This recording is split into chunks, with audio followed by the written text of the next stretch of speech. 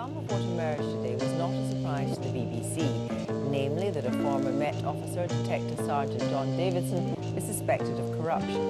In 2006, the BBC broadcast allegations made by a colleague of Mr Davidson that he'd been taking bribes in the form of protection money from the father of one of So Stephen let's Lawrence's track back killers. 20 years, April 1993. Two innocent teens walked home and wasn't surprised to see the day. We're a little bit late. They had to catch a bus for them, though that bus never came. But let me back it up. The two youths walking were named Stephen and Dwayne from Elton, South London, a known racist terrain. And these two brothers were as black as they came, but two of the nicest people. Let me further explain. Now, Stephen came from a strong black family. You all worked hard, went church and lived happily. He was a good soul who loved life and music, described as a wonderful youth and great student. As I was saying, they were waiting for a bus, and 5 or 6 white boys started making up a fuss, shouting racial abuse and approaching them aggressively. One of the whites pulled out a knife to slice terribly.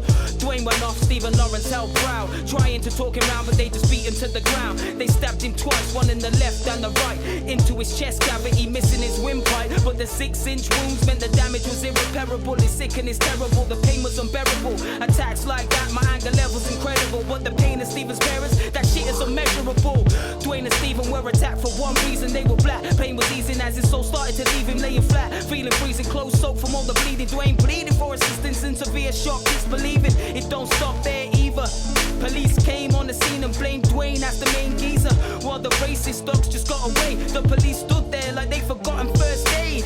They made no attempts to save that boy. He died on the roadside, Lord praise that boy.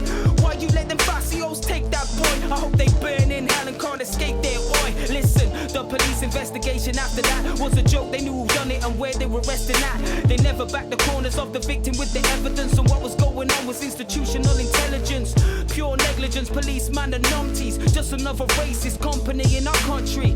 Trust me, they call us criminals and junkies, but they're the ones misusing the power with their fuckeries.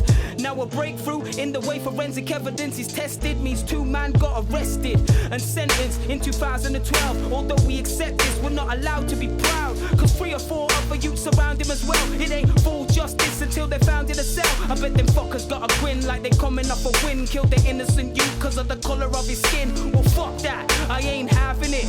This story should be told, so I'm rapping it. Corrupt police, racist gangs isn't half of it, and still, yeah, life isn't fair, yeah, it's sad, innit? Prosecution has opened its case in the trial of 2 men accused of murdering the black student Stephen Lawrence in South London 18 years ago. The jury at the Old Bailey was told that he was the victim of a totally unprovoked racial attack by a gang of white youths.